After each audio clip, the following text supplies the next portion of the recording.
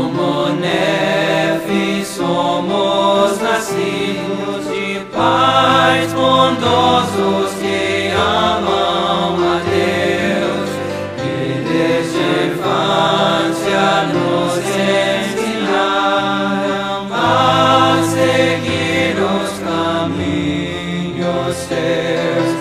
Somos como exército de Elamã, na nossa infância aprendemos,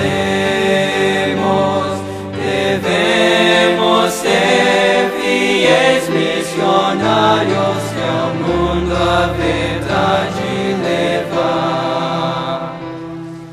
Nascemos nestes últimos dias para o reino de Deus construir, e nós sabemos que todo jovem deve em uma missão servir.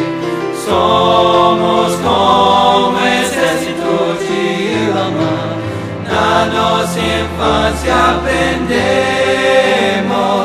devemos ser fiéis missionários que ao mundo a verdade levar.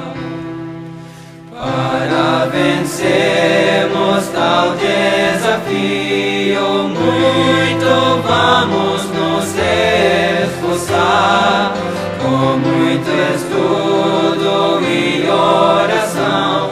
Agora vamos nos preparar.